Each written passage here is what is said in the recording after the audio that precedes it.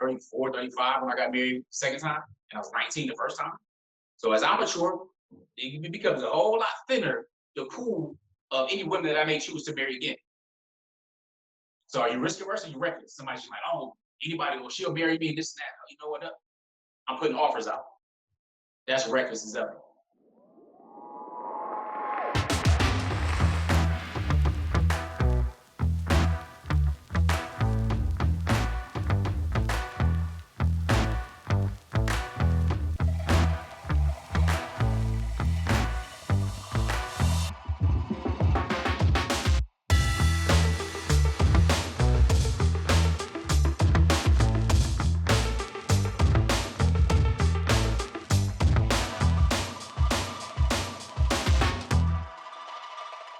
But time management, being fair and just, and pretty much being courageous. All right, there's some challenges. You have men that say, you know what, I have these children, you know, my first wife, and we don't have any, you know, my second wife, and, you know, so I need to spend more time to spend time with my children. That's tragic. No, you don't. You're actually the father. And as the man to protect your family, your children go with you. You make that schedule. You're married to women. You're not married to your children. Your children come to whatever house you choose. But when I say be courageous, then it's like all of a sudden you become you're dumb because your wife's like, oh, well, I don't know about this woman and be unsafe and how that's a stranger and all this type of stuff. Like, really? Oh, all of a sudden now this your husband who was smart enough to marry you, who I'm assuming you consider yourself intelligent. Now to marry somebody else is going to be a danger. Now, so we just lose our protective ability around someone now, right? But you didn't have a problem. You dropped the baby off at daycare, or you don't know the first grade, second grade, kindergarten, third grade teachers, or what's going on in the classroom at school. Come on now. Being courageous enough to make a decision for your family that's best for your family and expanding your family. That's what I mean by being courageous. Those are the measurables. All right, those are the things that you think, those are the things that are so easy that you think that this will be the main complaint when it comes to polygyny, but it's not. But it's not. All right, women can be broke, a man can be broke, and they still got other issues when it comes to polygyny. You shouldn't be broke trying to practice it anyway. All right, get yourself together first before attempting to expand. And if you broke and you're thinking about polygyny, yeah, y'all should have a conversation about it and all that's cool, but spend a lot more time focusing on getting your weight up. Getting these requisites under your belt. That makes you that much more attractive and allows for the ability to grow and successfully practice it versus being like a child, constantly talking about what they want to do and what they want to do. You can't get it, or you arguing with your wife or something like that. You know what? I don't like this. Let's get another wife. Like, what? Who does that? That's weak. All right. So anyway, we continue to the next slide. All right, your risk tolerance. Some people have some issues regarding my video regarding risk. We all take risks, no matter what it is. If you're talking about marrying another woman, that's a risk. You're talking about working on a specific job, that's a risk. Traveling to that place and how you're going to get there. We take calculated risks every single day. Now, we have to recognize, look at ourselves and say, you know, what is my risk assessment? Am I risk averse? I mean, there's some there's some investments that it gets you vexed. Like if you've ever invested in crypto, or if you ever traded, then you're like, okay, you can look at the market right now. You see a few weeks ago, it dropped down to like 900, right? It's 100% return just in the last 4 weeks. All right, because it already hit the bottom. Now, Bitcoin's making a little comeback right now. It's about 25, close to 25,000, right? And it's expected to go to 12,000 by November, at least projecting stuff. I'm not giving you any type of financial advice here. But the question is, some people are risk averse. Like you don't materialize those losses unless you cash it in. And depending on where you purchase too. Some people bought it, several months ago at 50 or 60,000. Right now it's 20, and almost losing the amount. They haven't been in the game long enough. Then others are like, okay, cool. You know what? I'm just gonna start another portfolio where everything is low. You got Link, you got Dot, you got Sandbox, you got Mana. Everything right now is dirt cheap, right? If they get back to just their regular all-time highs, then you're talking about 5, 10, 15 X's. So start a new portfolio. But what is your risk assessment? And what does it have to do with you? Are you risk averse? Like, I'm not taking a risk. You're just reckless. Because that takes, you have to take that into account when you're talking about picking and choosing somebody to marry.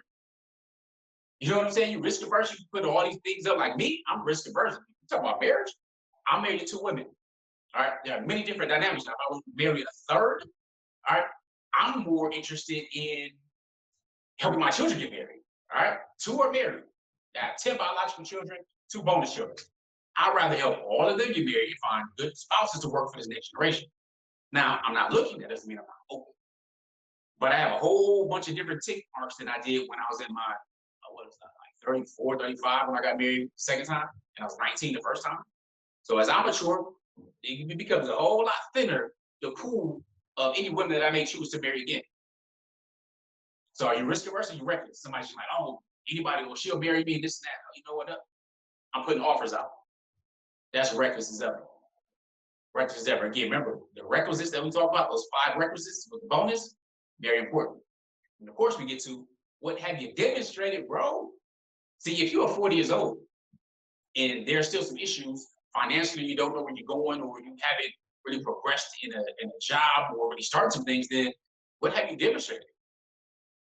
Your background does matter. Your ability does matter. Someone, if you have a vision, you move in a certain direction, whether you failed in it, but you learned lessons from it, whatever it may be, what have you demonstrated? What is your track record?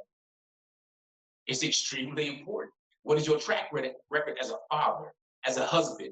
See, I'm one of those believers that there should be a whole nationwide database of people who have been charged with or even complained about domestic violence or intimate partner violence, men and women.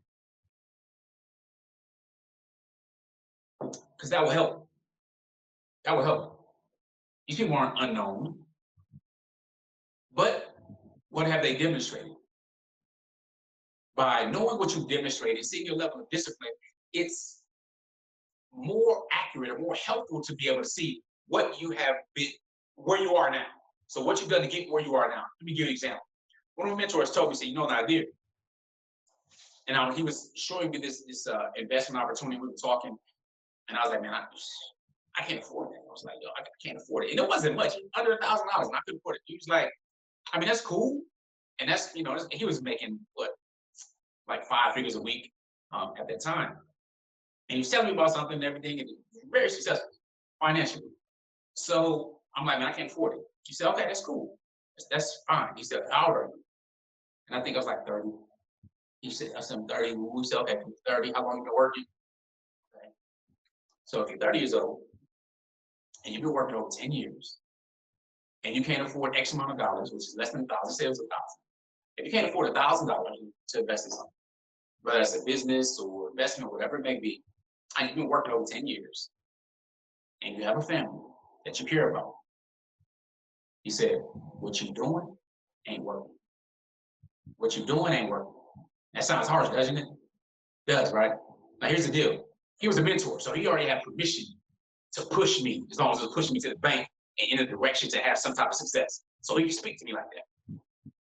But he said, evaluate where you are right now in your life. If you do not like it, why did you choose to be here? I'm like, I didn't choose to be here, man. You know, the economy, this and that, blah, blah, blah. See, we got excuses. And he's like, you know, Mr. Al-Mujahid, excuses are 4 reasons to be useless. And you did decide to be here because 5 years ago, you made some decisions that landed you right here in the exact position that you're in. Then he asked the question, he said, you know, how much did your TV cost? Now, I'm taking you this, it's really interesting. And I love him for this. He said, how much did your TV cost? I was like, I don't know, it's a couple $100, right? No, he said, how much does your TV cost? See, he didn't, how much did it cost? How much does it cost? And I didn't get it. I'm like, what you mean? I mean, it costs a couple. He said, no. He said, no, I'm estimating that your TV is probably costing you about $30,000 a year.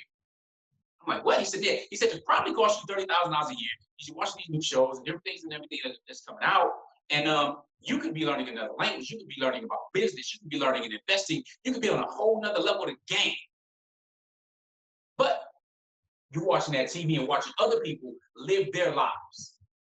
So if you were watching that for the last 5 years and put the amount of hours in that you're watching that, I think Nielsen rating system said the average American TV, the average American viewers watch like 7, 8 hours of TV a day, which is crazy. Crazy. He said, so you chose to be here. And I was like, What could I say? I could lie, blame. I can look at myself in the mirror, look at my family, and recognize, you know what? I'm dissatisfied, discontent, but it's because of me and where I am. Similarly, in your marriages, we are where we are based upon what we've done and demonstrated. That goes again back to that emotional intelligence and accepting responsibility. So, what is your current growth plan in those 5 areas? Y'all remember the 5 areas? Type the 5 areas in there. Y'all with me? I see you talking, Trip. Over there, Trip. But yeah, what are the 5 areas that I mentioned? Listen, this same mentor told me, trust a short pencil over a long memory every day. Trust a short pencil, because you're not gonna remember 80% of what I said anyway, let alone I talk fast. The first one is sound mental health, right? Second one, capable physical health. Third, emotional intelligence. It's not any specific order either. And of course, your leadership ability and being fiscally fit. Okay? Those are the, what is your current growth plan? What are the next 5 books that you're reading? What are the last 5 books that you're reading? Can you sum it up for me? You can listen to books now, like Audible. I love Audible. I love it. I don't like it once they charge me and how Amazon gets me in these different areas. But you know what? The return is huge. I see you all. And you wrote journals, Trip. I'm glad you mentioned that. And since we live, I'll be right back. I'm gonna show you something. All right. This right here, I love. Well, these are about half of my journals, right? Half the journals right here. The other half is in the mother house. Here's my current one that I'm in. Share something with you. This, as I was going through them, I put the years. This is 2008. One of my mentors, again, said, listen, the things that you are going to leave your children, your books, talk about your library, right? Your journals, your thoughts, your handwriting, pictures and different things, not all the other stuff, right? So these journals, this is me. These are blank books, right? But this is me. So with that though, how do I choose a bond, yada, yada, business partnership. Look, this go back February 28th. Oh, wow, I coach virtual different domains and stuff like that. I was finally getting online. Setting daily goals. Look at this, y'all. This is dope. ABC. A activity, B activity, C activity. It's talking about sponsoring and selling memberships what I was doing in business. B activity is training. C activity is paper clips, highlights, stuff like that. So it's letting you know to focus on the most important areas in business, right? Then not necessarily focus should be on sponsoring and teaching and coaching. The 80%ers are doers. They spend 20% of the time with them. 20% spend 80% of the time with leaders. All right, just talk about your organization building team. Setting daily goals, long term. They can't be monitored or projected when it's long term, so you're not close to them. Look at daily goals. You know, why guess at the next level when you can plan it out? All right, so it's against my activity. Different people. One of my mentors are here, Mikhail Mecki out of Cali. Just connected again, having a presentation, yada, yada, yada. One of my favorite books, 21 Irrefutable Laws of Leadership. Number 1, law to live. 2, law of influence. 3, law of process. 4, navigation. E.F. Hutton, solid ground, respect. All of these things, right? Now, mind you, this 2008. This 2008 to 2009. Similar one. Evidently, I would like the style. 30-day personal power program, Tony Robbins, day 1. Here's my assignment. Boom, boom. Think of 2 actions you've been putting off, and that if I were to take them now, would immediately improve the quality of my life. What if you had 2 actions like that in your life?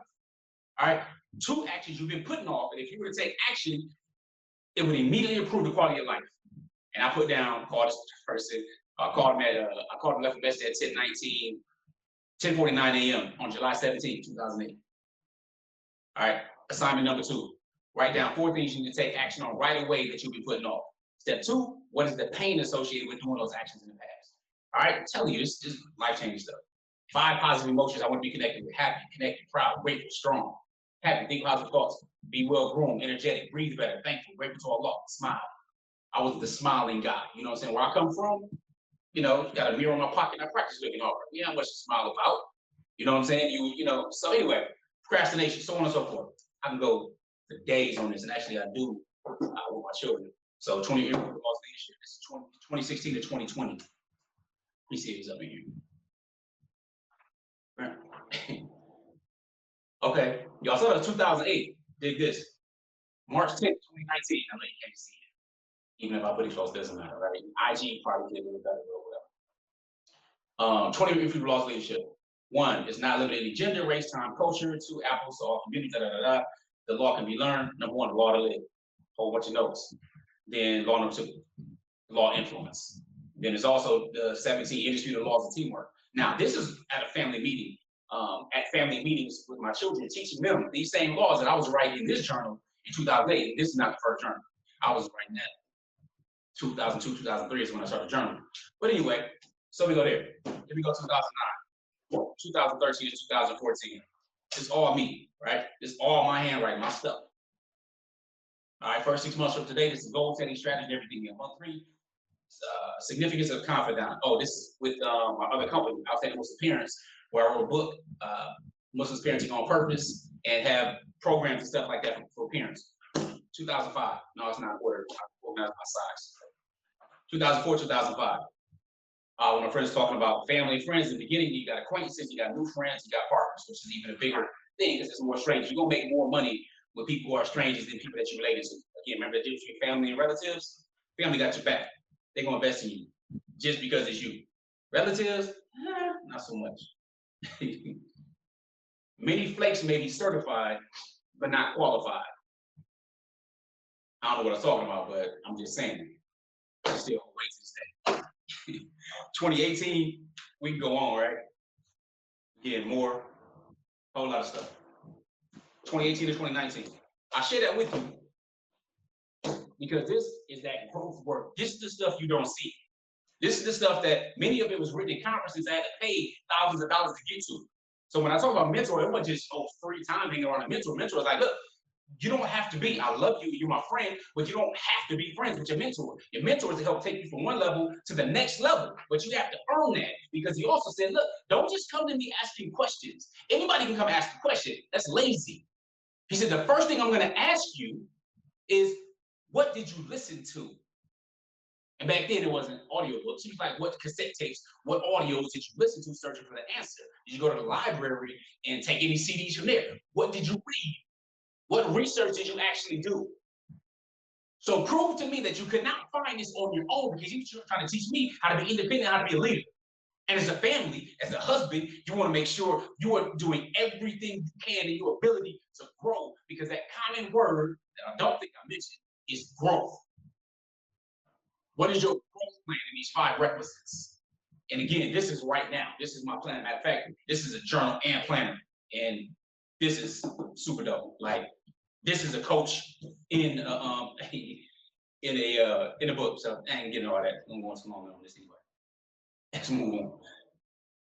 So, yeah, absolutely, Trick. You definitely look back and see how you've grown. All right. So, this is part 5. Oh, yeah. Wrist tolerance. Okay, cool. We'll talk about this a little bit more then. That's great. Here's the thing. Next week, for those of you who want to know and go on a deeper level and go on a journey, over the next 5 weeks, I'm going to be conducting a masterclass for men. It's for men. And my wives will be conducting it for women, but they're not here right now. They'll tell you they're going to be doing a live webinar and everything out behind the camera, make sure it's smoother for them. But beginning next Sunday, all right, so live masterclass, 5 weeks. We're going to deal with the 5 requisites, of course, but also the 4 stages you go through when it comes to polygyny. The very first stage is the idea stage. That's when you check yourself. That's when you have the idea that you haven't even talked to anybody else about it, but you checking yourself. Where are you at? Where do you stand? You give yourself a report card. Do you even qualify? Should you be thinking about it? Well, I can't say you think about it. You should be thinking about it, regardless. Even if you don't tend to practice it, you should be thinking about polygyny because of what it will make of you. All right, I understood that because another one of my mentors, she said, you know, Nazir, you need to be a millionaire. And I'm like, of course I need to be a millionaire. What you talking about? I know why I need to be a millionaire. He was like, no, you have to understand. And he asked why. I was like, because I can do this, do that, and go here, go there, and all that stuff. He's like, indeed. But the reason I was going to say you should be a millionaire is for what it will make of you. I was like, I got it. I got it. So the reason I let brothers know that you should strive for polygyny, you should strive to marry more than one woman, you should strive to grow a large family, is for what it will make of you. Even if you choose not to practice it. But what it will make of you will make you that much more attractive, make it able to handle a lot more challenges and situations that come out nobly. It will allow you to help others get over the excuses that hold them back. It'll give them permission to get beyond. So we covered 4 stages. 1, the idea stage. The second stage, really what to expect. After you have that conversation, have that hard conversation, we're going to share with you many different ways on how to address it. Then the third, of course, is transitioning. When you made that decision, if it's the best thing for you, or you taking that risk, transition from monogamy to polygyny. All right, it's hard when you don't have some type of roadmap or some type of thing to give you some expectations. At least if you know, look, you're going down this road, there'll be a fork. On this side, it might be a bump road, a gravel. This road is less traveled. So, there's some options you're going to have to decide and take on your own. Are there dynamics that you don't know? But it's good to have a heads up on it. It's good to be growing in these different areas to be able to address them as they rise. Because you will have failures. It's part of life. But you will also have triumphs over those tragedies. Part of life. Then the last part is that adjusting to the new normal. So those are 4 stages we're going to go through. Then, of course, we take a whole entire stage to deal with getting fiscally fit. About the number of different opportunities that are out there, ways to find them, ways to increase your financial intelligence, because you want to be the one to understand the game.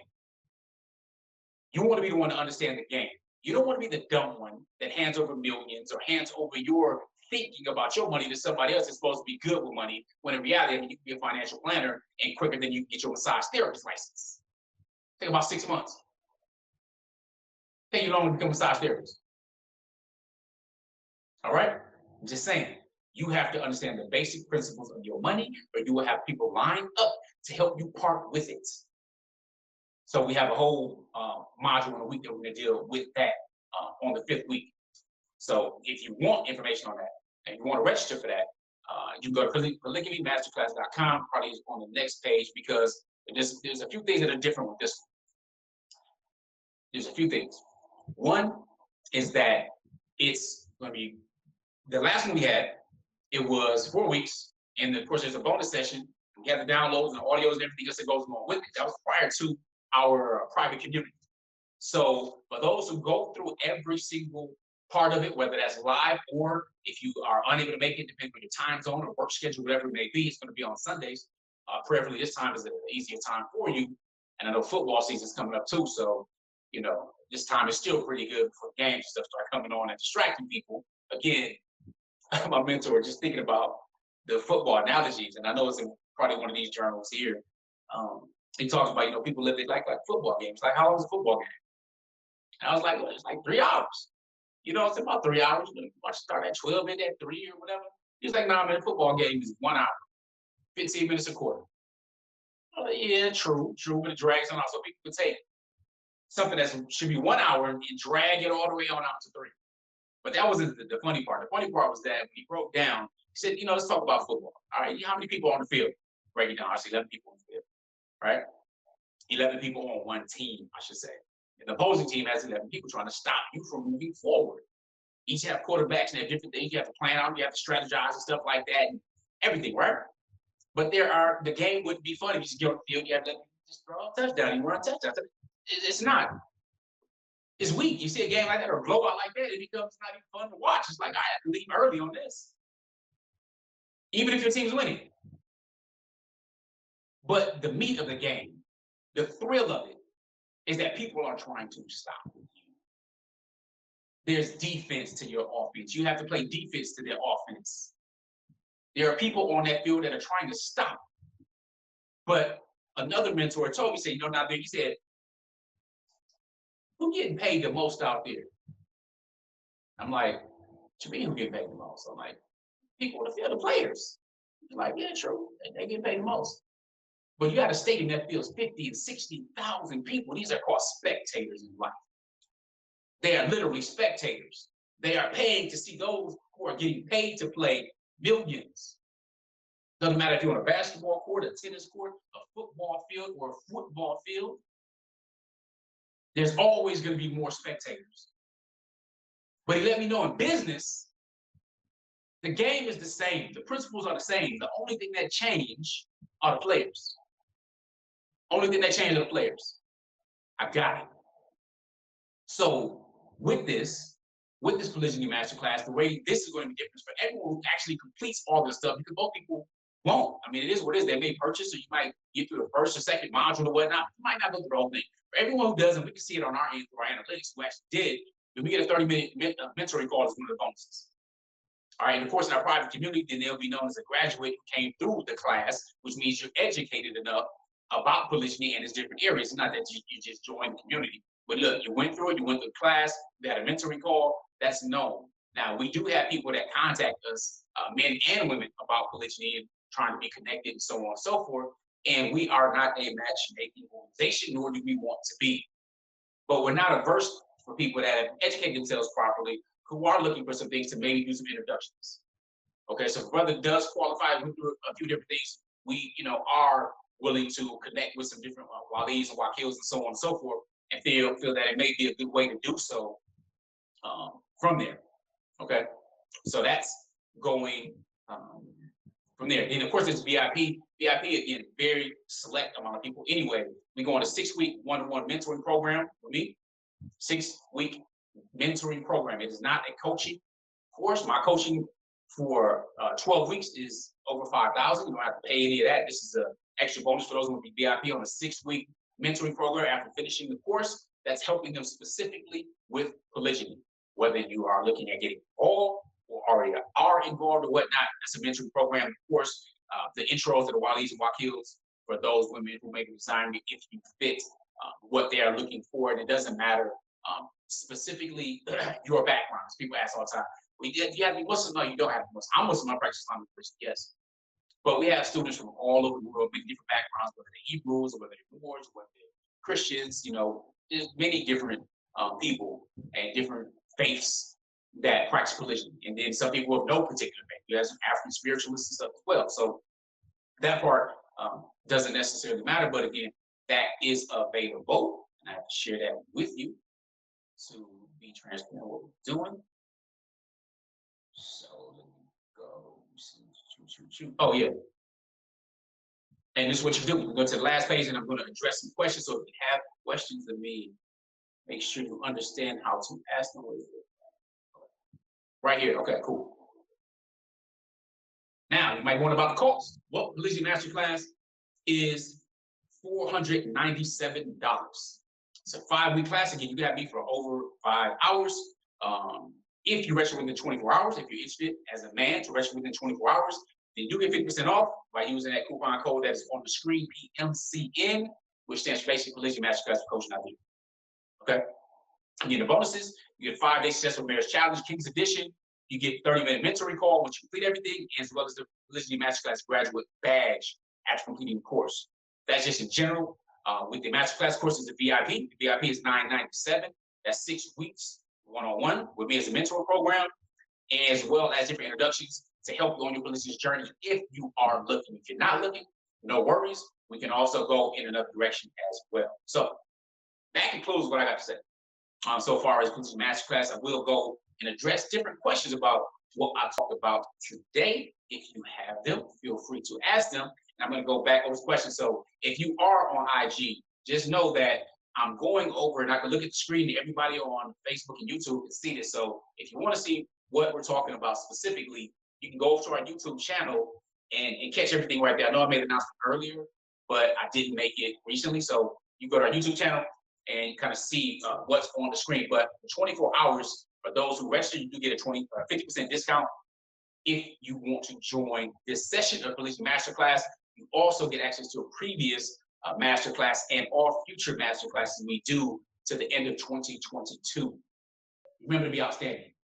Who the hell wants to be average? Who said average is okay? Average nothing but the top of the bottom of the top. We want you to be outstanding. So make that difference to help other people take excuses away.